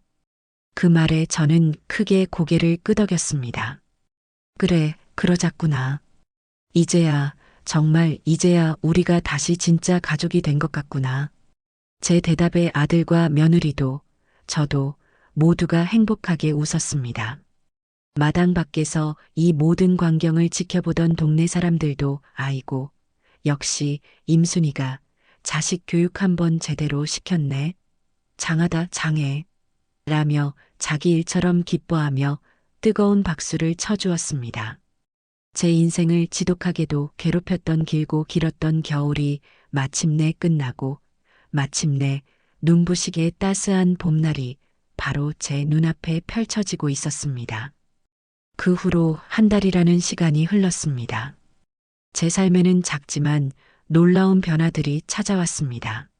아침에 눈을 뜨면 더 이상 외롭지 않았고 저녁에 잠자리에 들 때면 다음 날이 기다려졌습니다. 아들 내외는 일주일에 두세 번씩은 꼭 저를 찾아왔습니다. 예전처럼 의무감에 억지로 들르는 것이 아니라 정말로 친구를 만나러 오는 사람들처럼 즐거운 얼굴을 하고서 말이죠. 며느리 수아는 올 때마다 자기가 새로 배웠다는 건강 요리를 만들어 제게 대접했고 아들 명진이는 거실 전구를 갈아 끼우고 무거운 짐을 옮기는 등 집안의 굳은 일을 도맡아 했습니다.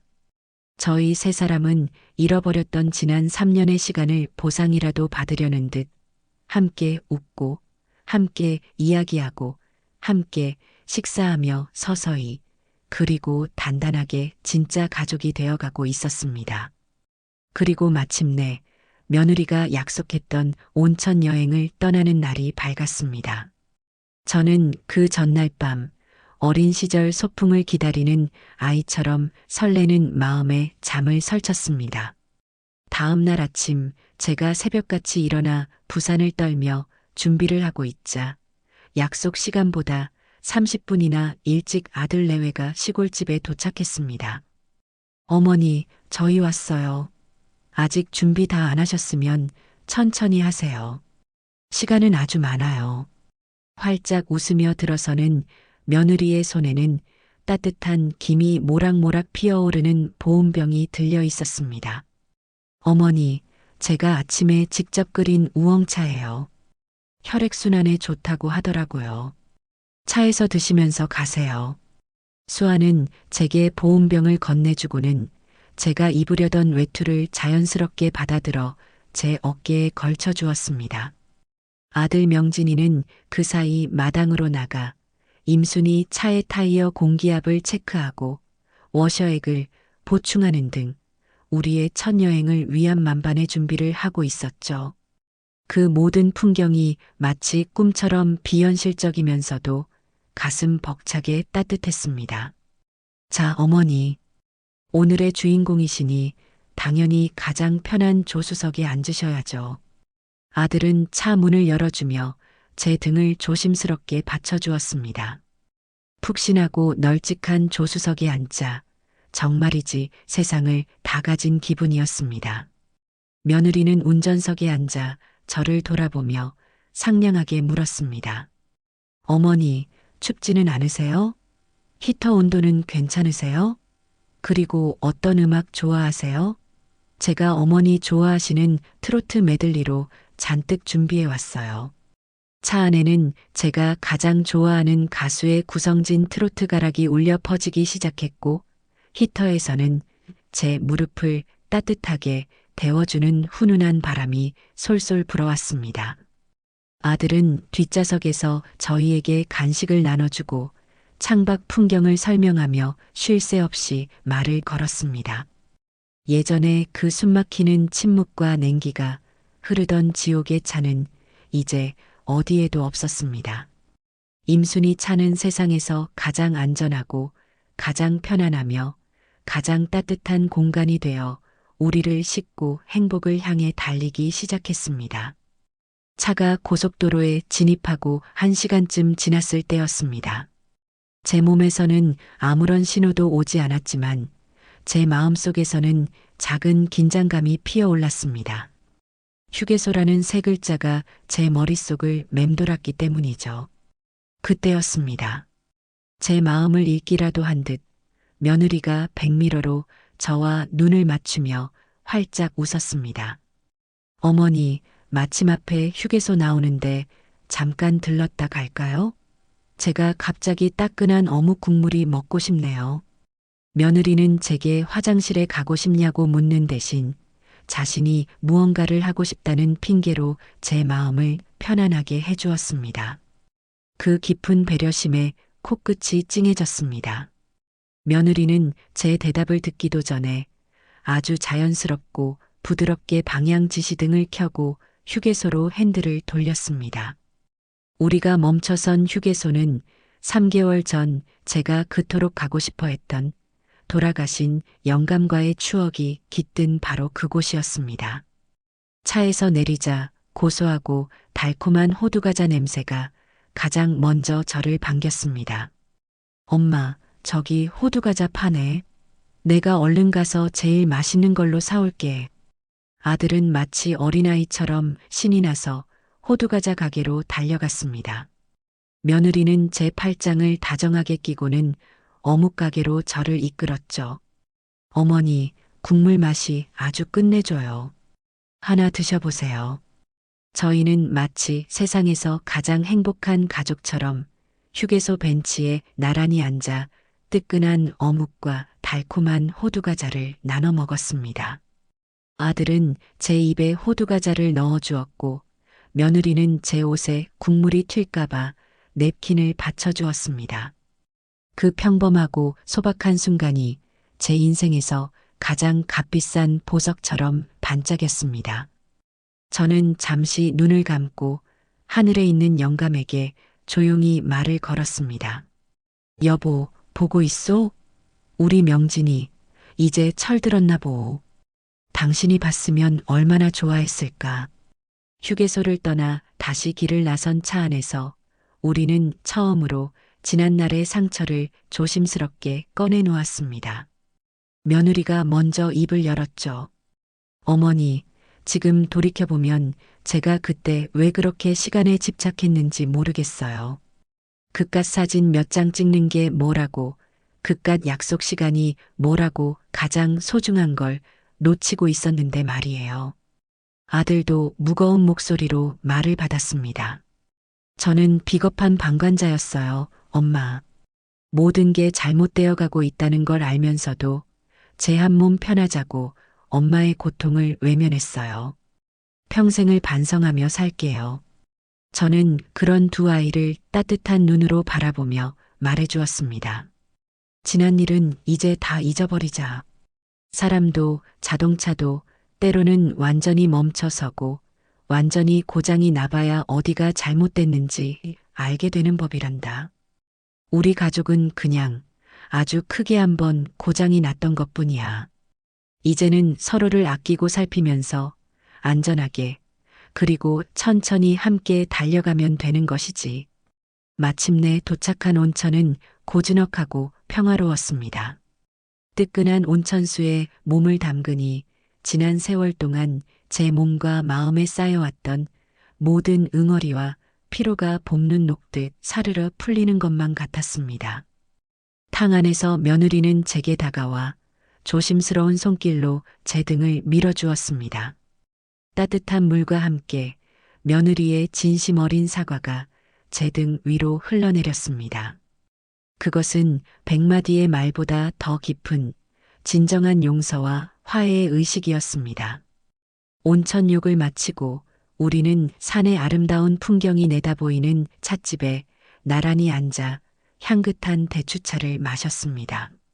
노을이 붉게 물들어가는 하늘을 바라보며 저는 제 인생이 이토록 평온하고 행복하게 마무리될 수 있다는 사실에 깊이 감사했습니다. 어머니, 다음 달에는 단풍 구경 가실래요? 제가 경치 좋은 곳으로 미리 알아봐 둘게요. 좋지. 엄마 가고 싶은 곳이라면 이제 어디든 함께 가야지. 며느리의 제안에 아들이 맞장구를 쳤습니다. 저는 그저 아무 말 없이 세상에서 가장 행복한 미소를 지으며 고개를 끄덕였습니다. 제 옆에는 과거의 상처를 딛고 진정한 어른으로 성장한 아들과 차가운 이기심 대신 따뜻한 배려심을 품게 된 며느리가 든든하게 앉아 있었습니다. 우리는 더 이상 서로에게 상처를 주는 위태로운 가족이 아니었습니다. 이제 우리는 서로의 속도에 맞춰 기꺼이 멈춰주고 서로의 말에 귀 기울여주며 같은 곳을 바라보고 함께 달릴 준비가 된 세상에서 가장 튼튼하고 안전한 우리라는 이름의 가족이었습니다. 저 멀리 수평선 너머로 지는 해를 바라보며 저는 확신할 수 있었습니다. 우리의 가장 좋은 날들은 바로 지금부터 시작이라는 것을요.